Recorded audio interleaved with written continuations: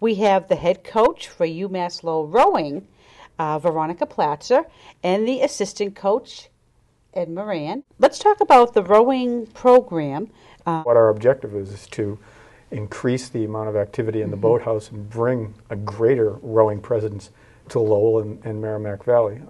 We've got this beautifully renovated Boathouse.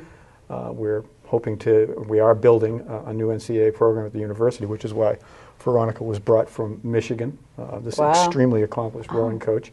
We have coaching staff, we have the Boathouse, and now what we want to do is bring the programs to the community. We have junior rowing programs coming in, we have middle school educational programs coming in, and what we're hoping to promote with the chamber and the businesses in the area is the corporate rowing program, a way for corporations to bring their teams in a team building, kind of a bonding situation, get them out of the office, introduce a new project, introduce a new division, and get them in a setting that brings them away from the pressure of what they're doing and puts them in a situation where they can enjoy themselves while getting to know themselves, each other, and begin building as a team. Well, you know, if you think about how most corporation works, you know, there's a great deal of time and energy that's devoted to meetings and you know, whether it's staff meetings, you know, monthly meetings and what have you. And in those meetings, the best way that we communicate to each other is through words. What's really neat about rowing is that it requires the same principles that to run a meeting. Namely, you've got to have cooperation and you know, mutual respect and so forth and so on. But what if you did that in a nonverbal setting? What if you went into this exercise where let's forget the titles, let's forget who's who, and everybody does play a significant role. There's somebody that sits in the front of the boat that strokes the boat. They set the tone, they set the rhythm. 7 other people sit behind that person and follow. But rather than discuss and negotiate and have lunch breaks or, you know, what have you, coffee breaks, everybody's in the, quote, same boat, and they've got to follow that person. And then there's the coxswain, as you alluded to, who's cueing.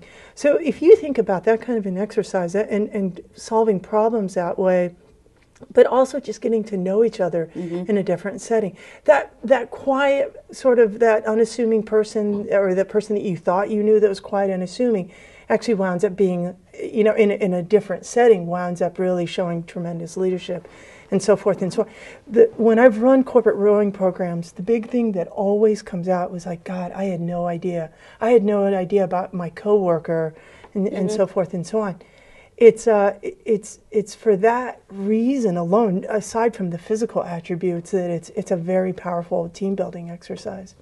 Now you will provide the boat, and the instruction or training, so that a company can come in. In addition to that, we have this beautiful facility. We have a very large conference room that's available, and we have an up and down deck with sound system. You can, we have a caterer that we work with who will make sure that there's lunches, and so you come in, we give you instruction on rowing machines, we give you an introduction to the equipment, how to handle it, what it looks like, what it feels like, how to use it, get you on the water with some, you know, Veronika and I and a couple of our assistant coaching staff, and we're out there in launches, and you're out there and you learn to do something, you learn as 8 to move one thing forward together, and then you come back in, you can have your team meeting, you can introduce your new project, or just have lunch.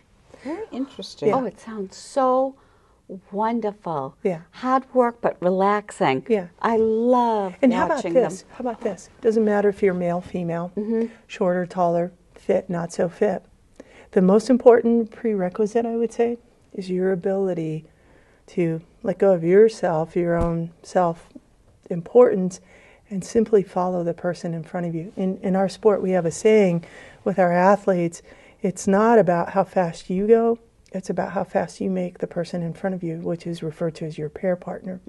So in an 8, you know, it's you and one other person. You row on the right side, they row on the left side. So you and your pair partner have to match up. Now think about that.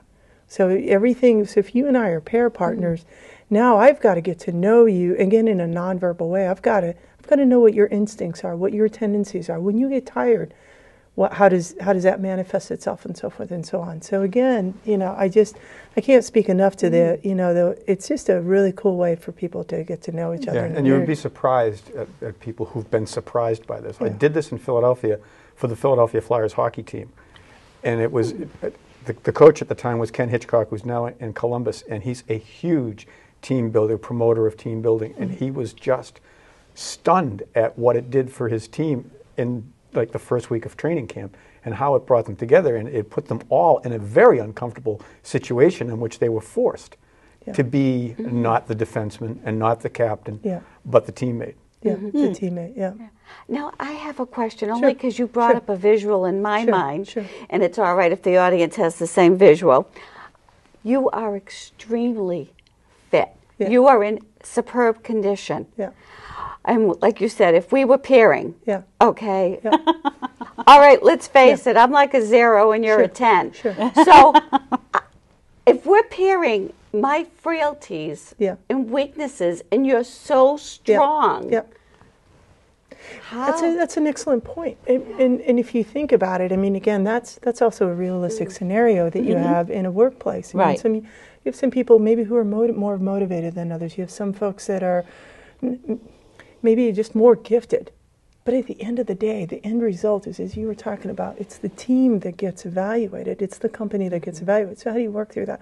It's the same thing. So if you and I are pair partners and we have that scenarios, it's my job then to row and to make sure that I match up well with you. So for example, if just on a very practical term, where the workload in rowing gets really heavy is when people don't match up.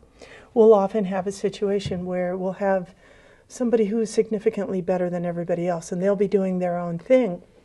The person sitting behind them is often discouraged. It's like, I can't keep up with them. I'm not as fit and strong.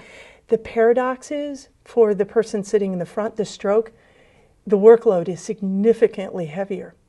So what has to happen is you and I have to work together. So what I'm thinking of is, in your mind, you may feel like you're a 1 and I'm a 10. I'm going to make you feel like a 5. I'm going to do what I can, and I'm going to match it up so the workload. So you hold back. Yeah, not so much hold back. It's not hold back. I shift gears.